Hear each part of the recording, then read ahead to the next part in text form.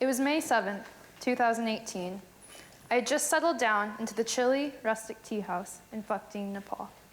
I opened up my journal and I wrote. It was neither shocking nor surprising. I came in with zero expectations. I wanted to allow the people, the culture, and the community to tell me their own story. Initially, I thought that this story was going to be my own. I was driven to Nepal by my interest in the land, the greenery, the mountains, the plants, and the animals, and I sure did see it. I went and I saw what I wanted to see. But I quickly realized that this motivation alone was quite selfish.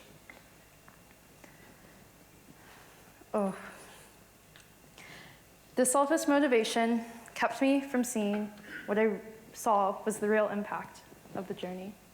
And this was the people. I later opened up my journal again and I wrote, beyond the love of the land, I've developed a love of the people. Everyone has a story and I have ears ready to listen. By the end of the trip, I almost felt guilty for being there. Like I said, my motivation was to do something for myself, and this was a goal that I accomplished.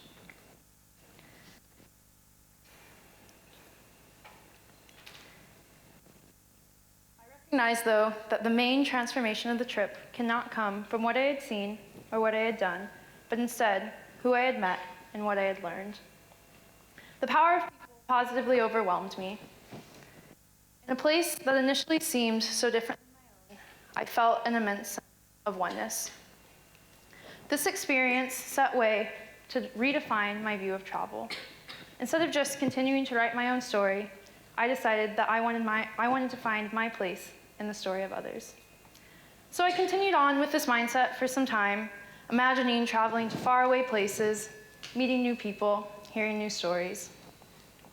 In my mind, this was incredibly liberating, but I quickly realized that by imagining being so far away, I was inhibiting my ability to appreciate here.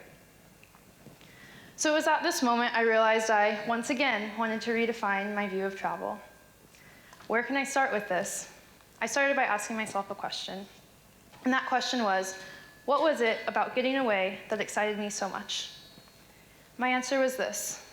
I got a thrill out of fully embracing my senses with new sights, new sounds, new smells, new tastes. Maybe this looks like trying a new food or learning a new dance. Maybe it's listening to a new song, seeing art, hearing histories, immersing myself in cultures. Essentially, it was the idea of newness. That was what excited me so much. So I thought a little bit more and wanted to ask myself, is it possible to have this newness in my own community? Is that here in my own home? Well, the answer is yes, it absolutely is. So what have I done? I've tried to adopt this traveler's mindset here in my own home, in my own community, starting in Tempe. For example, on my walk to school today, I saw a beautiful flower. I stopped, took a moment, and appreciated it. At a little bit larger scale, I have to remind myself there's a mountain on my campus. I think that I might go hike that this weekend.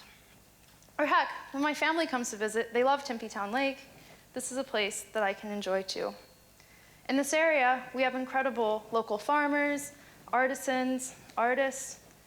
I should support them, and I do, and I now want to. So I suppose what I want to say is this. If, and perhaps when, we open our eyes to the beauty and diversity in our own immediate community, that amazing journey that you just took doesn't have to end. To return to the journal entry I stated earlier, I wanted to allow the people, the culture, and the community to tell me their own story. I realized that that cannot and should not exclude those which are closest to me. So I thank you all for being a part of my story.